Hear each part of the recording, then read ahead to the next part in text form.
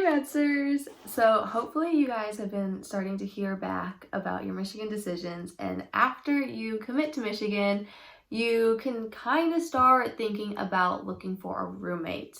So I don't 100% know when the housing application is actually released or when the deadline is, but I'm going to talk about how you would go about finding a roommate.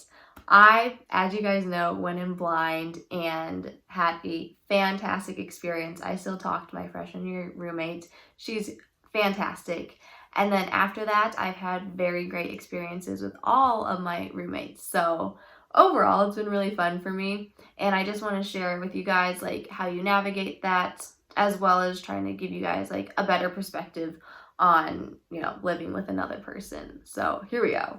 Okay, Maddsters, here's how to find a roommate. Full disclaimer, this is from my personal opinions and my experience. So just because it worked for me does not mean that it works for you. So I have laid out the three options of how to find a roommate. I kind of ranked it from like best to what I think is worst, but everything's subjective. Number one, best option is blind. Number two is if you're going in with a friend. And number three is Facebook. Best option, in my opinion, is blind, which is once again what I did. It is hit or miss, but most of the time it's neutral. A lot of people are very nervous about going in blind just because it's so unknown and it's like you're literally living with this random person, which is a very scary idea. However, a good amount of people do it. If you think about it, like 6,000, 7,000 people in your incoming freshman year class, I would say definitely over half go in blind just because it's very hard to find people and not very many people know everyone. So that's one reason. And on my floor, my freshman year, I would say probably about 90% of the people went in blind and pretty much everything worked out.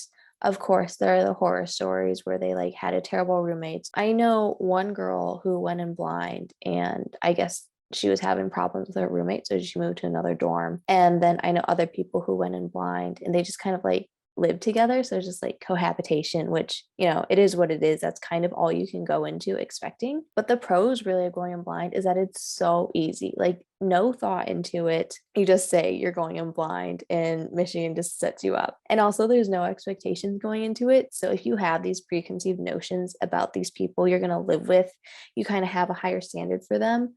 But if you go in blind, it's just like you literally don't know this person. It is much easier to plan if you know the person because sometimes you don't get your housing assignments until like July or August. But I say that going in blind is just so much easier. I started like with the Facebook trend and it was just so overwhelming and I was just getting very frustrated. I just kind of gave up and I was like, okay, I'm going to go in blind. I found out who my roommate was like beginning of August. I FaceTimed her once and we just kind of like talked about some things. It was awkward to be honest, but thankfully we both moved in and both did Emily together. So we were able to get very close. And now she's definitely like a really good friend. And I know a lot of people who went in blind and are still living together. So yeah, sometimes it doesn't go as great and there might be really big issues. However, most of the time, it's usually like a pretty neutral relationship, if not very good relationship. Do not worry about going in blind. A lot more people do it than you would think.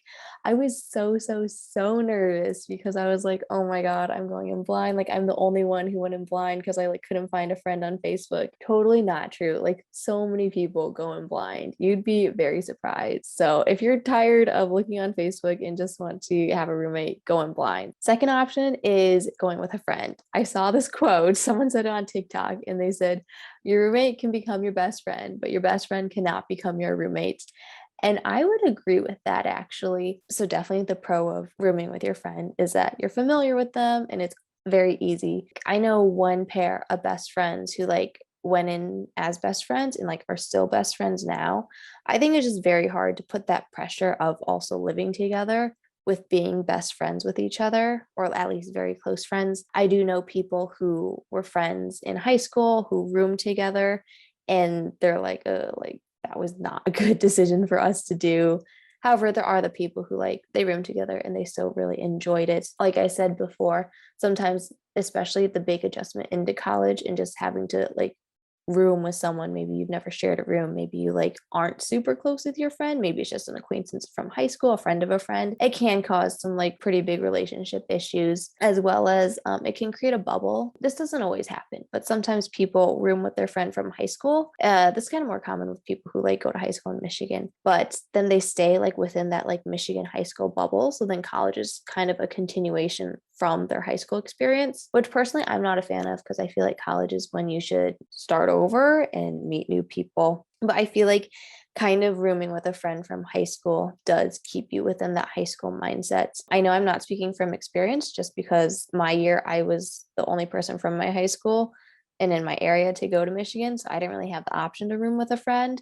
But I just think it can put some unnecessary strain on your relationship depending on how you handle it. Be cautious and maybe potentially like look for other roommates, or maybe go in blind, just so that you have that space away from each other, and living together doesn't, put a pressure cooker on your relationship, because that can cause a lot of issues. And then finally is through the good old Facebook. So, oh my God, every class will have a class of whatever year Facebook page. So I'm in class of 2023. And basically, once you accept, do not post in this unless you accept, because it's just annoying when people are like, oh, I'm in between Michigan and like whatever.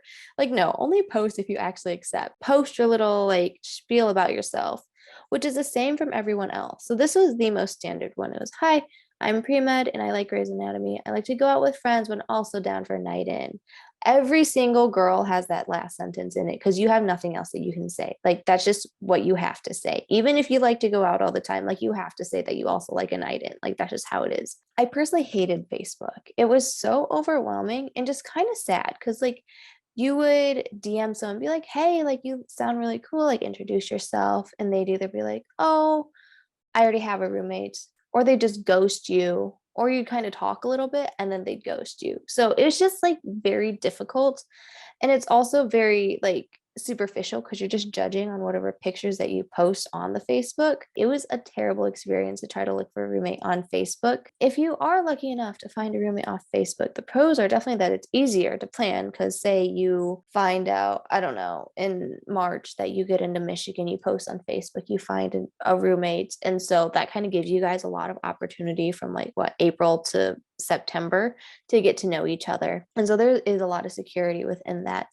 But I would say there are a lot of cons on Facebook, just because I put catfishing in quotes, but it's very hard to actually know someone based off of what they write, which is a very generic little 5 sentences. That I know a lot of people who got their roommate from Facebook, and they came in with very high expectations, thinking that they're going to be best friends. Like, oh, we all said we like the same thing, we like the same shows, we were like in the same major. And it ends up not working out as well as you think that it will be, just because you don't know anyone from like whatever they write on Facebook. That's why it's very, very difficult. You come in with these very high expectations because you think you know the person, but you really don't know anyone until you live with them. So I'm not saying catfishing, like people are lying to you, but I'm just saying like you don't know what to actually expect.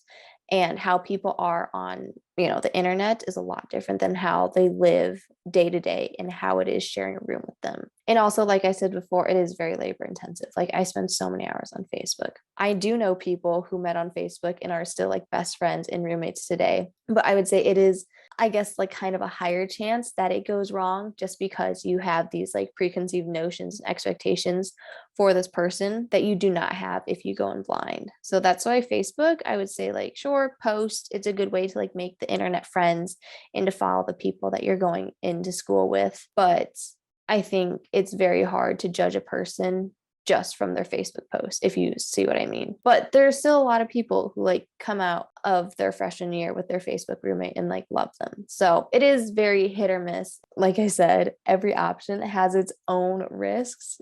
All of them are basically like, you've most likely never lived with this person before, potentially never like shared a room before. And just the adjustment to college is very like straining, like just emotionally, mentally, physically. And so it is a big adjustment, and you might not have the best time, but most of the time, most people are normal. If you think about yourself, like, I think I'm pretty normal, average person. Most people who go to Michigan are. You know, if you are just like a civil person, you should be able to get along. You don't have to be best friends. A lot of people think you have to be best friends with your roommate, you have to go everywhere with them, but you really don't. It all comes down to really just cohabiting together and being able to live together. And if you think about it, like your dorm can literally just be a place to sleep, as well as Michigan has RAs that, you know, do the conflict resolution if you're having like really big issues. And if it gets like to the breaking point, then you can try and move out. But that's extremely rare and normally doesn't happen. You communicate and you're respectful to the other person that you're living with. I don't think you should have a problem. Whatever option that you take, you know, you still have the potential of it going very poorly or it going very well or it just being neutral. So it is very scary at face value and at the beginning, but really everyone else is going through the same thing as you and living with someone who they don't know. And you don't know if you're going to get along, but that's just what you do in college. Well, Maddsters, I hope that was helpful. Like I said before, I've loved all of my roommates. I've had a really great time with all of them. All have very different experiences, and you will have a different experience as well. So do whatever you think is right, whatever is most convenient for you, whatever you feel best with. But just know that there are risks with every option that you take, and there's pros and cons for all of them. So it is a little bit of luck as well. But thank you guys so much for watching. As always, DM me if you have any other questions, and bye, Maddsters!